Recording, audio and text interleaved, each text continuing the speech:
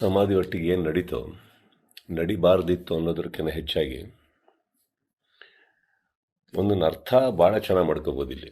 ಏನಂದರೆ ಒಬ್ಬೊಬ್ಬರಿಗೆ ಒಂದೊಂದಿಲ್ಲಿ ನಮ್ಮದೇ ರಾಜ್ಯ, ನಮ್ಮದೇ ಊರು, ನಮ್ಮದೇ ಕಲಾವಿದರು. ಸೊ ಹೀಗಿರಬೇಕಾದ್ರೆ ನಾನೆಲ್ಲ ಅಭಿಮಾನಿಗಳಲ್ಲಿ ಕೇಳ್ಕೊಳ್ಳೋದು ಒಂದೇ, ಇನ್ನು ನಾವು ಓಡಾಡಿದ್ದಾಯಿತು, ನೀವುಗಳು ಓಡಾಡಿದ್ದಾಯಿತು, ಎಲ್ಲರಲ್ಲೂ ಮನವಿ ಮಾಡ್ಕೊಂಡಿದ್ದಾಯಿತು, ದಯವಿಟ್ಟು ಇದನ್ನು ಮಾಡಿಕೊಡಿ, ಸ್ವಲ್ಪ ನೋಡಿ. ಯಾಕಂದರೆ ಒಂದು ಅಳಿಲ್ ಶಕ್ತಿ ಬೇಕಾಗಿತ್ತು ಇದನ್ನು, ಈ ಸಮಾಧಿನ ಉಳಿಸ್ಕೊಳ್ಳೋದಕ್ಕೆ.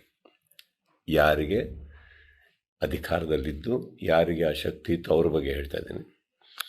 ಸೊ ಅದು ಮಾಡಲಿಲ್ಲ ಅಂದಾಗ ಇನ್ನು ಅವ್ರನ್ನೆಲ್ಲ ವಿಷ್ಣು ಸರ್ನ ನಾವು ನೋಡಿ ಬೆಳ್ಕೊಂಡು ಬಂದಮೇಲೆ ಒಂದಂತೂ ನಾವು ಕಲೀಲೇಬೇಕಾಗಿರೋದು, ಇನ್ನು ಭಿಕ್ಷೆ ಮಾಡೋ ಅವಶ್ಯಕತೆ ಇಲ್ಲ, ಕೇಳ್ಕೊಳ್ಳೋ ಅವಶ್ಯಕತೆ ಇಲ್ಲ, ಕೇಳೋ ಅವಶ್ಯಕತೆನೇ ಇಲ್ಲ, ಮುಗಿದೋಯ್ತಲ್ಲ. ಮಾಡಾಗಿದೆ, ಮಾಡಬೇಕು ಅಂತ ಇದ್ದಿದ್ರೆ ಇಷ್ಟೊತ್ತಿಗೆ ಮಾಡಿರೋರು. ಮಾಡಿಲ್ಲ ಅಂದಮೇಲೆ ಎಲ್ಲರೂ ಒಂದು ಅರ್ಥ ಮಾಡ್ಕೊಳ್ಳಿ, ಯಾರು ಏನು ಹೇಗೆ ಎತ್ತಿ ಕೋರ್ಟ್ ಮೆಟ್ಲಿಗೆ ಹೋಯ್ತು ಅನ್ನೋದೇ ತುಂಬ ನಮಗೆ ಬೇಜಾರಿನ ಸಂಗತಿ. ಯಾಕಂದರೆ ವಿಷ್ಣು ಸರ್ ಎಂಥ ದೊಡ್ಡ ಲೆಜೆಂಡ್ರಿ ಅಂದರೆ, ನಾವು ಮಣ್ಣಾಗಿ ಹೋದ್ರೂ ಅವ್ರ ನೆನಪು ಮಣ್ಣಾಗಲ್ಲ. ಇವತ್ತು ಅವ್ರನ್ನ ಮಣ್ಣು ಮಾಡಿರೋ ಜಾಗದ ಬಗ್ಗೆ ಇಷ್ಟೊಂದು ಮಾತುಗಳು ನಡೆಯುತ್ತೆ, ಇಷ್ಟೊಂದು ಗೊಂದಲಗಳು, ಇಷ್ಟು ವರ್ಷಗಳು. ಇದು ನಿಜಕ್ಕೂ ಅವರ ಅಭಿಮಾನಿಗಳಾಗಿ ಅಥವಾ ಕನ್ನಡದ ಒಬ್ಬ ಮೇರು ಕಲಾವಿದನಿಗೆ ಉಳಿಸ್ಕೊಳ್ಳೋ ಒಂದು ಖಂಡಿತವಾಗ್ಲೂ ತುಂಬಾ ನೋವಾಗುವಂಥ ವಿಷಯ ಇದು.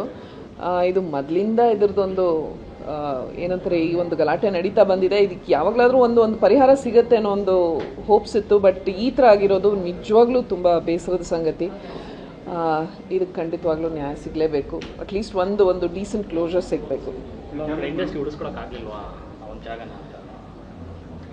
ಈ ಜಾಗ ಇಡೀ ಜಾಗನೇ ಸರ್ಕಾರ ವಶಪಡಿಸ್ಕೋಬೋದಾಗಿತ್ತು.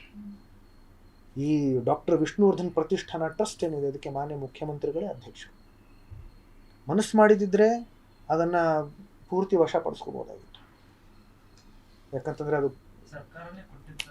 ಕೊಟ್ಟಿರ್ತಕ್ಕಂಥ ಜಾಗ. ಅದನ್ನು ತಾವು ಎಲ್ಲ ಓದಿದ್ರೆ ನಿಮಗೆ ಅದ್ರ ಸ್ವಲ್ಪ ಇತಿಹಾಸ ನೋಡಿದ್ರೆ ನಿಮಗೆ ಗೊತ್ತಾಗುತ್ತೆ.